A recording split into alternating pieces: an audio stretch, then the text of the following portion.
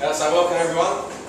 I'm Josef from United Diversity. We're a co-op based in London, and I'm going to give you a quick, well, not that quick, I'm going to give you an introduction to where we came from, what some of the things we've done, and what our plan going forward is, and then hopefully inspire you to get involved or find out more about co-ops and stuff. So this is basically what I'm going to do. I'm going to say how it began, some of the sort of key milestones in our history and story so far, what our plan is going forward, and then end with the invitation to get involved and to come along to a festival that we're involved with running, which is at the beginning of next month. So how it all began. People often ask where the name United Diversity came from. And it's actually from a quote from a book I read, which is this. I'll read it out for fun. It's, "Our distinctness is as precious as our unity, and our unity as our distinctness. Without harmony, how could we hold together? But without our difference, how kindle each other? Our diversity hurts, it even infuriates. But it does not really matter. Indeed, in the end, it is an enrichment, a welcome participation of each in the uniqueness of the other." And that's written by this historian and sci-fi author called Stapleton. It was actually a letter to his wife, I think. But anyway, reading that in Morocco, I was like, oh yeah, wow, United Diversity, that's what it's all about. So that's where the name came from. And I then went and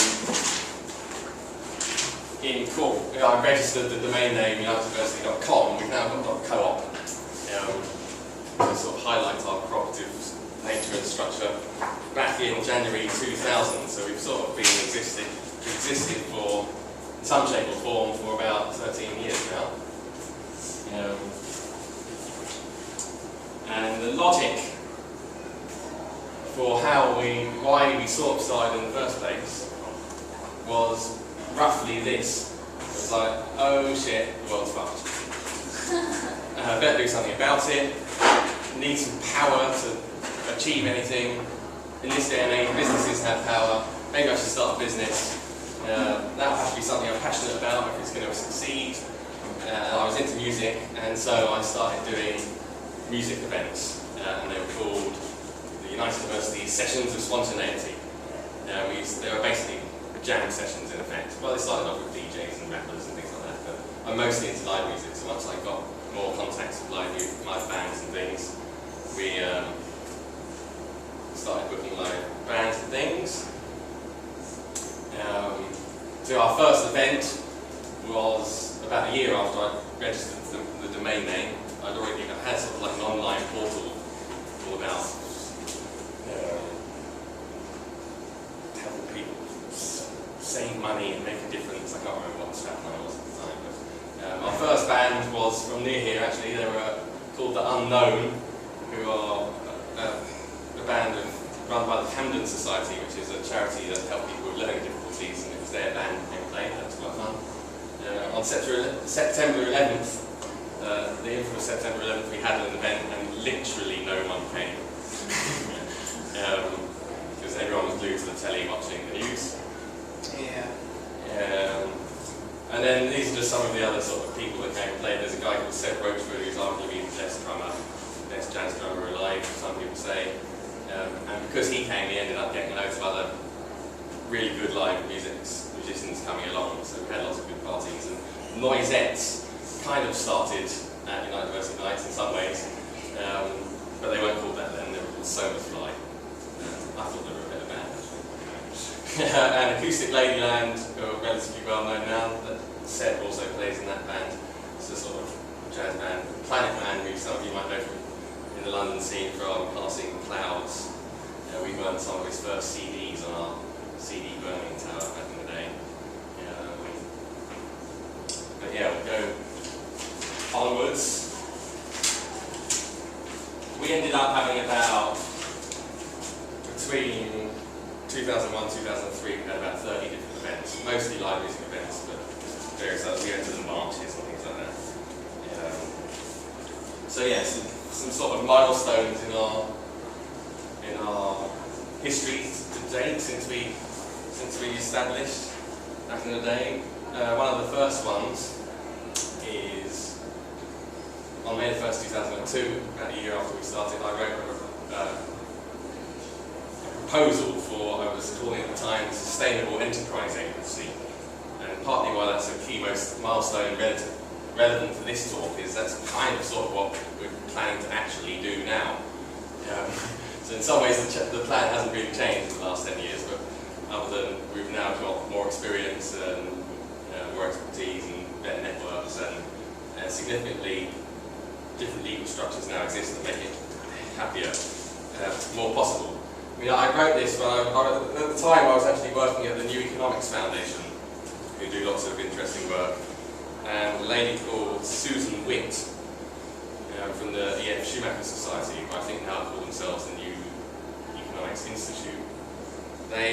She was coming along to give a talk to sort of two people that worked at NEF, and about community currencies. At the time I was really into community currencies, so I read all sorts of stuff about community, and I hadn't heard of Susan Witt, so I said to Dave Boyle, who'd written a book called Funny Money, who was an associate at the New Economics Foundation. Who's this Susan Witt person? Why haven't I heard of her? He said, oh, we obviously haven't got to chapter 7 of my book, or whatever it was, about deli dollars, which when I then went and read that chapter of his book.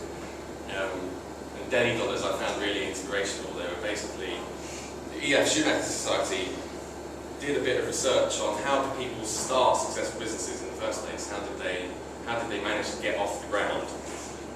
What they found is normally there's like a rich granny or some rich relatives who lend them money to start up.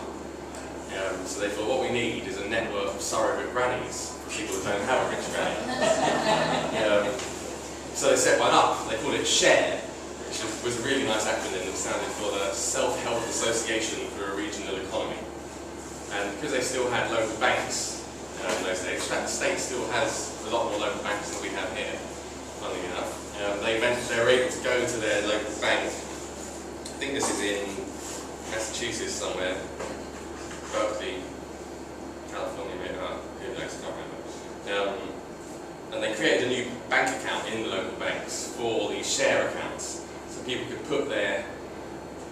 put some money into the share account, and then they'd meet monthly or quarterly or whatever, and people could say, oh, can I borrow some of the money that's sitting in that pot? So they started doing that, and they helped start new.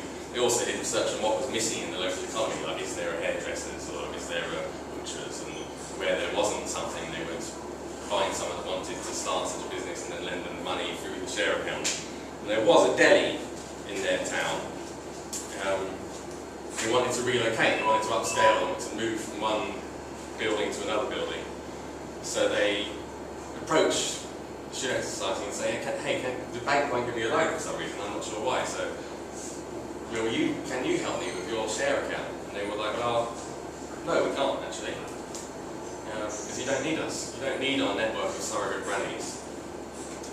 Because you've already got a network of customers. You know, it's quite a popular deli. People came often, bought their lunch there, bought sandwiches and things. And he said, well, I don't get it. What do you mean? I said, well, why don't you just start selling deli dollars? They were basically vouchers, redeemable at the deli, but with a use after date. And the use after dates were staggered, so he could sell these vouchers, which was essentially his customers lending him money, and then he could slowly let them redeem them in a way that he could actually afford. And he thought, wow, that's a brilliant idea. Why don't I? But that's too good a deal for me. So he thought, I know, I'll sell 10 deli dollars, redeemable after 6 months, for $8 now. Well, all his customers thought, well, we're still going to be buying sandwiches off you in 6 months' time, so great, let's buy them at a 20% discount. So that, they got a local artist designed the $30 notes, and they got their own printed, and it worked amazingly, and within a week he raised the money. And in the Sustainable Enterprise Agency, I was kind of saying, well, what if you scale that up to a whole network of sustainable enterprises pre-selling their services en masse, and then you have this, we were calling it quality quids. We were going to pre-sell quality quids, and then a network of people could redeem them. And the closest thing that I've come to that now exists that does that is there's a slow money group that come out of the slow food movement. I've got a trial of a thing called Credibles, and it's credit and edibles put together, where you can essentially pre-buy food from a network of slow food producers. Which is really interesting. And we haven't got like immediate plans to do a quality grid-like thing, but we definitely that's still something that's ticking over in our mind, and that we probably will do at some point in the future. So, yeah, the same year, a bit later, we actually incorporated United Diversity LLP, which is what we currently are now as a co-op. An LP is a limited liability partnership, which is quite a handy legal structure. We thought it was going to be more handy than it was, and it's really useful if you just want to be a small, most accountants are LLPs, so you kind of know it's the most tax efficient thing to be. LLPs themselves don't actually pay any tax at all.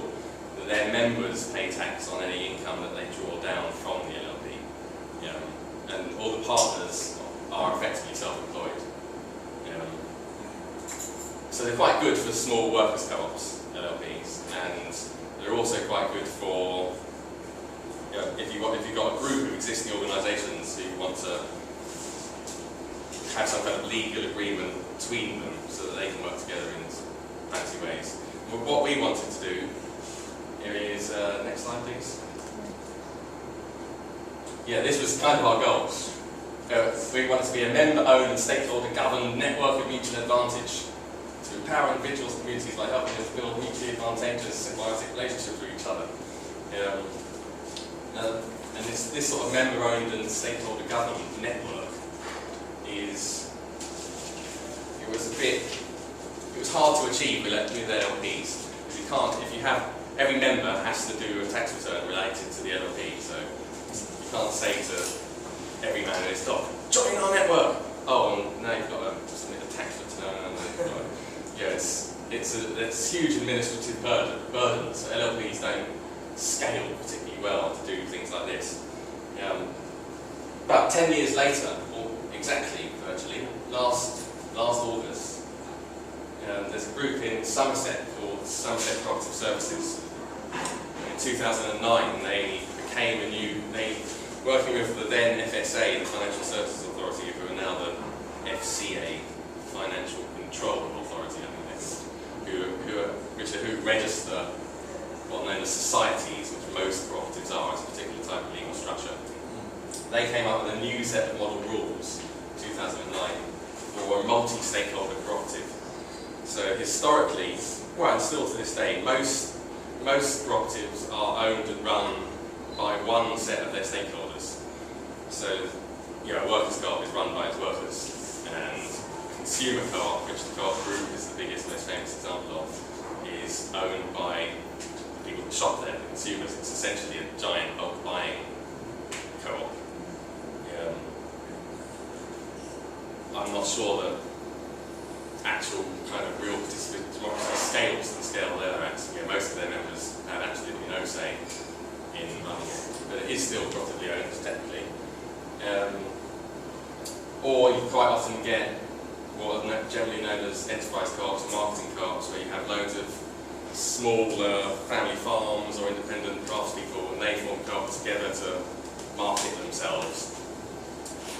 But I believe, and we've been sort of working towards this for ages, since 10 years ago at least, that ultimately organisations ought to be governed by all their stakeholders, both for democracy to have some kind of real meaning, and I think they'll make better long-term decisions if they engage and get feedback from stakeholders of various groups. And yeah, in 2009, these new set of multi-stakeholder rules came out. They were still a bit, because they were new, there were sorts of teething problems that needed to work through, and there were various drafting. But yeah, in August last year, the 6th version of them or something, they're called the Somerset Rules. If you go to somerset.com/Somerset Rules, you can find the multi-stakeholder cooperative rules, and they've got various versions of them. normal one is for a cooperative society, but they've also got a CIC version, of community interest companies version, if you ever do use it for various reasons. I'll ask you about that later.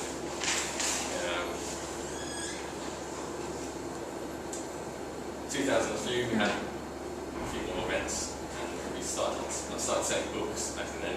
Not a lot happened in 2003, it was a lost year.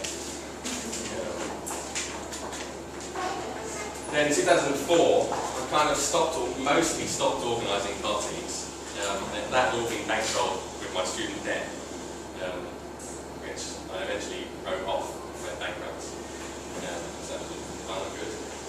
We started organising open space technology events, which kind of been popularised in the sort of permaculture world more by the whole transition movement, who do quite a lot. The first one we had in February 2004, which was the United Diversity Open Space, and it was strapline was how can we create the world we want using self-organisation and sharing. And in the invite to that, we said that, pointed out that sharing makes sustainable living easy, improves quality of life, reduces our eco-footprint. Imagine if all your mates and loved ones, together with all the talented and caring people you collectively know, plus all the people they collectively know, shared some of everything they have, their time, their tools, their land, their food and shelter. And if you think about it, you'll soon realise that together we already have the knowledge, expertise, land, property, resources necessary to establish a global network of sustainably managed commons. We just need to start self-organising and sharing. And that is where together we have everything, which is our strapline sort of emerged from. And WTF's The Future were a couple more open spaces, which were really good because we managed to bring together sort of loads of nerdy open source geeks with sort of hippie activists, with organic growers and stuff. There was a nice mix of people there. They all have the 491 gallery in Leytonstone, which is sadly recently been evicted.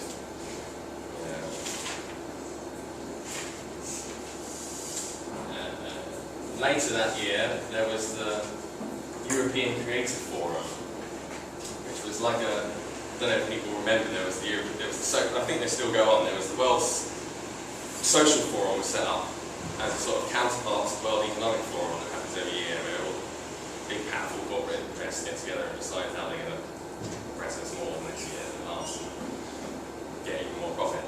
And sort of a bunch of sort of lefties in France started the World Social Forum, which at the time was quite, there was a massive one, the first one in Brazil, and it moved around. Eventually there was a European Social Forum that was coming to London, and a bunch of people started the European Creative Forum, which was basically to try and inspire a wider spectrum of engagement into the social forum process, but it was mostly dominated by stereotypical trade unionists and stuff like this. Kind of what I call old-fashioned top-down lefties. People believe in sort of bank cards and things like that. So yeah, we were quite heavily involved in organising the European Creative Forum, which was a series of events leading up to the World Social Forum. And then during the Social Forum itself, we had this big double-deck bus, which in the end, loads of sort of the more kind of self-described anarchist groups created loads of autonomous spaces in squats that ran in parallel. The official event was up in Alexandra Palace, and there were all these other autonomous spaces, I think they call themselves, all around London.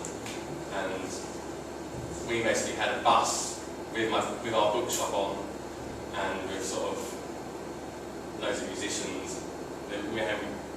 We drove from space to space, trying to connect them all together and sort of connect the dots a bit, which was great. And that's also where I met Marcus, who you'll hear about more later. His dad Joe is the guy who had the bus. He's actually driven that bus. He was one of the human shields and drove the bus to Iraq and back. Which was quite a feat. And it was also European Creative Forum. One of the main people behind it was a guy called Shane Hughes, who is now better known for his work with the Transition Network in the Economy Project, which is all about helping people to start transition enterprises, which this concept is slowly being defined, which aren't just social enterprises, they're taking shame. He's actually due to become one of the founding directors of the new multi-stakeholder co-op that we're about to incorporate. So at the moment we're still United Diversity LLP, which is effectively me and my friend Tom who do web development work, and he's a software programmer and I make WordPress websites and stuff. But we're about to practice what we preach and start a multi-stakeholder co-op, because I think they're great and I keep telling everyone to start them. I'm like, hang on, why don't we start one? And next slide please. So yeah, on the Creative Forum blog back in September 2005, I posted a blog post which was literally this, it was no longer Building Man Festival ? I'd heard about Burning Man and I thought it was really inspiring about the levels of self-organisation and creativity that went into it. They managed to build a whole temporary city in the desert, had its own post office and its own GSM network, and incredible stuff. But with my sort of, especially at the time, perhaps too aware of the sort of predicaments we face as a species, climate change and peak oil and all these things, I thought if only we could harness that same energy and creativity, but rather than building temporary cities in the desert, to build permanent UK villages and leave them there in effect. So a lot of the same principles in terms of no audience, everyone's a participant, but instead of leave no trace, leave some useful infrastructure. That's kind of the goal. And yeah, we did a load of other things over the years. I'm going to jump to 2010 in a second. We went to the World Social Forum in Caracas with a load of people to help spread free software. We helped set up the Merton Rule website, which was all about low carbon planning policies, which eventually helped change national planning policy so that all the large-scale commercial buildings have to have at least 10% on-site renewables, enough on-site renewables to reduce their carbon footprint by at least 10%. And that was in large part to the Merton Rule website, which was run by a partnership with Solar Century and guys from the Merton Council and Renewable Energy Association and stuff. It was like a nice partnership.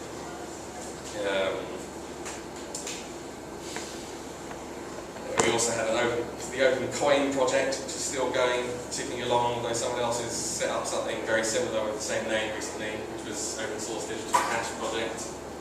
That's still ticking over. I quite like this one. In October 2008, I helped open source the Transition Handbook, which sadly then got retracted, but it's still there. Rob Hopkins posted a thing on his blog about a little video about how a particular drum beat has been used over and over and over again. It's like the most sampled drum beat ever. And I posted in there, it'd be great if the handbook could spread in a similar way and people were free to sample it in the same way and share it. And from that, he agreed to put the whole content of the Transition Handbook on a wiki, which was there and is still there if you go into the revision, into the parts pages. Now there's notices saying the publisher changed their mind and thought that wasn't a good idea. But that helps spread the transition a bit. And then a couple of sort of permaculture related things, since we're at the London Permaculturist. I went on Patrick Whitefield's Sustainable Land Use course in the beginning of 2009, which was totally awesome. It was a 9-week full-time, Monday to Thursday, I don't think he does it anymore, sadly. At Rankins Lane Farm, that's where I did my PDC. And I've been involved with the forest, most sort of quadrangle forest garden in Shoreham, Kent, the Quadrangle Trust, which is really easy to get to from London. I recommend a visit.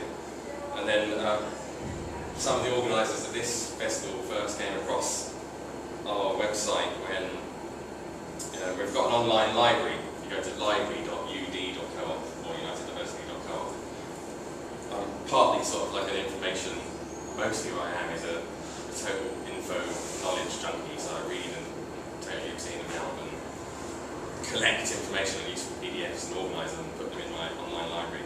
One of, if I find a good PDF, I'll add it there. One of them was Toby Hemingway's really good book, Guy's Garden, Scales of. And then he emailed me saying, which I interpreted as a thin email threat to sue me, saying, I suggest you take down my book before my lawyers contact you, is what he said. So I emailed back saying, well, maybe I don't want to take it down. And then to his credit, we engaged in a really good, long dialogue, where in the end I did get to take his book down, but with a file with the same name saying, sadly this book isn't here, do this, do research, it's out there. So I was pointing out to the fact that once something's on the internet, there's no taking it off. Like, take this one copy of it, but it's out the genie, that book's out there forever. And there's actually loads of anecdotal evidence that sharing free digital copies sells more hard copies. Most authors' problem isn't piracy, it's obscurity. Most people don't know about them. And there's a nice, it's not quite the same, but there's a nice, one of the anecdotes is that after Monty Python put all of the Monty Python stuff on YouTube for free, their DVD sales increased 26,000%. Yeah, even though it's all free on YouTube. But yeah, anyway, jumping to September 2010. Sure. You've got 13 minutes. 13 minutes. Okay, for the last few years, since about then, I've been talking about what we do as trying to help people to discover, contribute to, and replicate intelligent responses to climate, energy, and economic uncertainty. And I've basically come to the conclusion that that means co-ops. Because when I've sought out loads of intelligent responses to climate, energy, and economic uncertainty, all the people that are leading the way with that, creating community energy companies and community shops and community farms, and pretty much all of them are cooperatively structured. So we want to kind of help people start co-ops, do community share issues, and societies, as they're now known as cooperative societies and community benefit societies, have this particular sort of exemption from various parts of financial regulation, which makes it easier for them to invite the general public to invest. If you're a normal company limited by shares, there are now a few websites that enable you to do it, if you make it. But community benefit societies and cooperative societies can issue what's become known as community shares to the general public, which is how basically every community wind farm, every community shop, every community cooperative pub, they all raise their money that way. So that's kind of best practice, and particularly I want people to be interested. Oh no, go back. Sorry. Community scale infrastructure. Where that comes from is the infrastructure that we've got now that keeps us alive. There's this guy Vinay Gupta who talks about the 6 ways to die. He points out that there's only really 6 ways to die. You can be too hot, too cold, too hungry, too thirsty, ill or injured. And what stops us dying from those things ultimately is infrastructure. It's the roads, it's the rails, it's the wires, it's the trains, all that sort of stuff. And at the moment, pretty much all of that infrastructure is owned and controlled by large transnational corporations who don't necessarily have our best interests at heart. And it's all almost completely and utterly dependent on cheap, abundant fossil fuels, which is increasingly a thing of the past. So if we want to not die from those things in the future, and have potential to thrive and have any kind of, and a sort of sense of economic democracy, not just so-called political democracy, then I think we really need community scale infrastructure of all kinds, food, energy being the sort of obvious top ones, housing, transport. And I wanted to say that co-ops are, in this country we're sort of all co-ops, a lot of people don't see, even though the cooperative movement in some ways started here, it was about the principles were first defined in Rochdale in 1846 or something. People don't think, there seems to be a sort of, oh no, they don't work, people can't work together, can they? No. But actually, co-ops employ more people than large corporations do, significantly more people. They have more members in total than there are shareholders, private companies. In the UK, the co-op sector is growing significantly faster than the UK economy as a whole.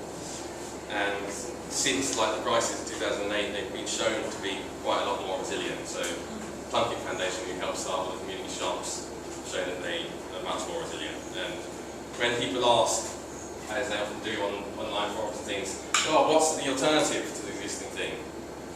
Are there any existing alternatives? The answers that people come up with nearly always, well, yeah, there's the Mondragon Co-op network in Spain, there's a network of co-ops, over 200 co-ops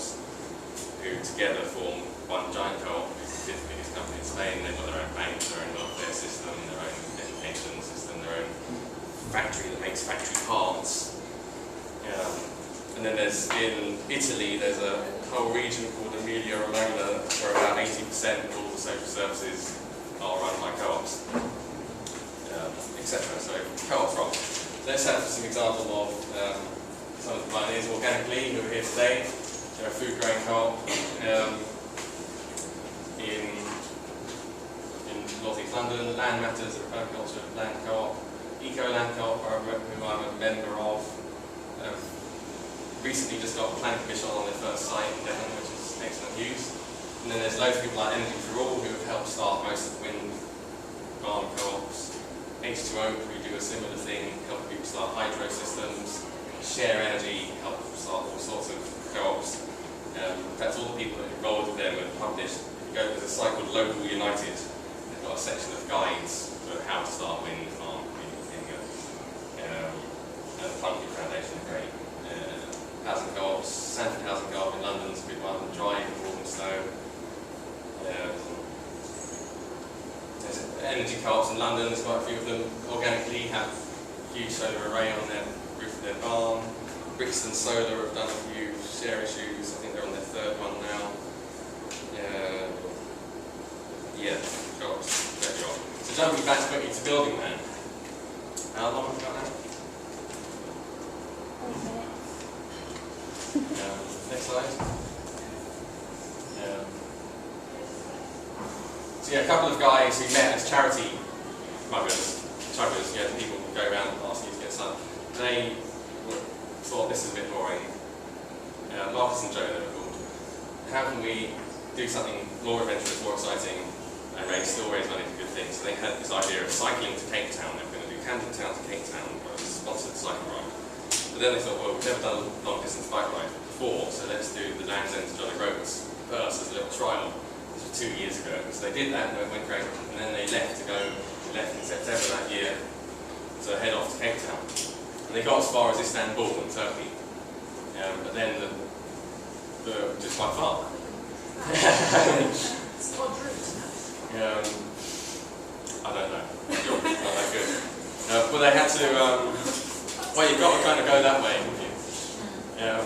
But they couldn't go any further because the whole war in Syria had broken out and all of the ferries had been cancelled and stuff, and they didn't want to fly. So in the end, they turned back and they went to the Greek islands and they went to some good projects there.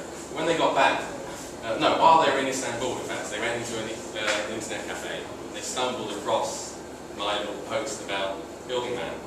They thought, man, that's a brilliant idea. They already organised a thing called Cloud Cookie Land Festival, which is happening in August.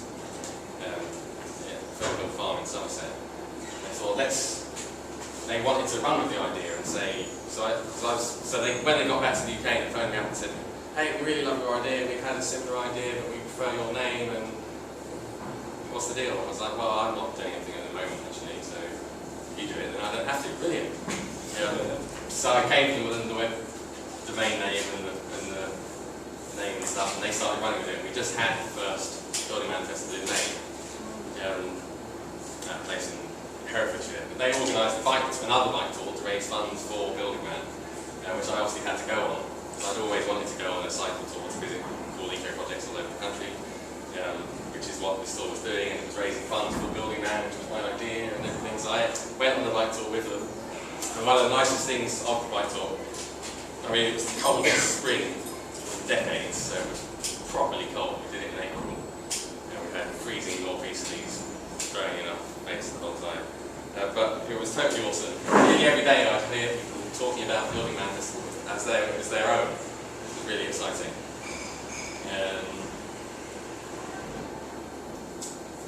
And then just when Marcus phoned me up to talk about Building Man, I said to him, I evangelised about these multi-stakeholder co-ops, basically. So he then went on and evangelised them to all his friends who do other similar projects, and there was suddenly a plan for 3 guys who run about 5 or 6 different projects together to start 5 or 6 different multi-stakeholder co-ops, which was great because multi-stakeholder co-ops rock. But then it occurred to me after spending a month with them cycling and stuff like that, hang on, I'm about to start a multi-stakeholder co-op to help incubate cooperative projects and spin them off and stuff like that. Why don't we just start one co-op together. So that is basically the plan.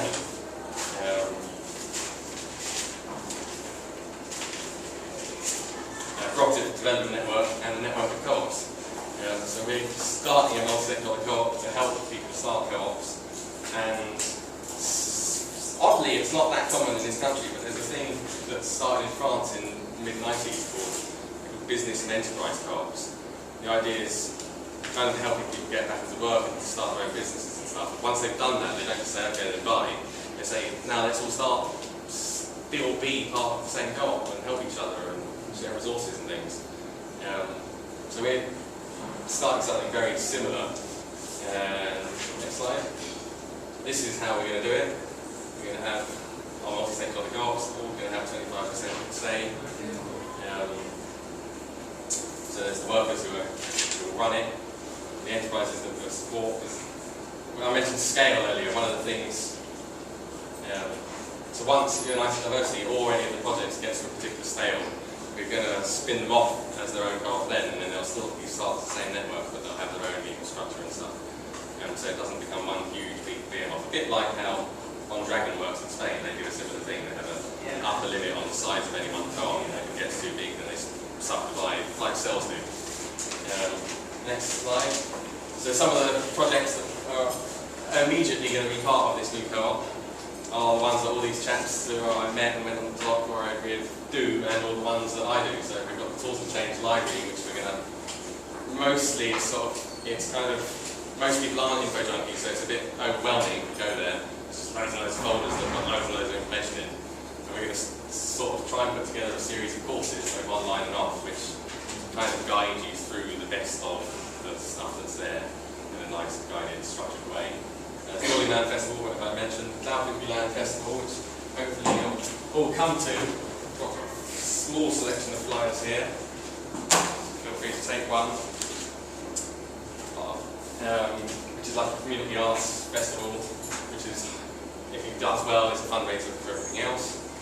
Upcycle is kind of waste management, recycling and upcycling at festivals. In fact, Chris, who runs that, needs volunteers for the Cotton Pool Festival, which is next weekend or something. If anyone wants to go to that and help with recycling. Break the Cycle is the cycle tours, educational ventures by bike.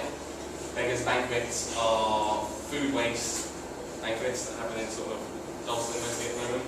Permanent Cultures are permaculture courses, and then we still do lots of web development stuff as well. So all these new projects obviously need websites and stuff like that.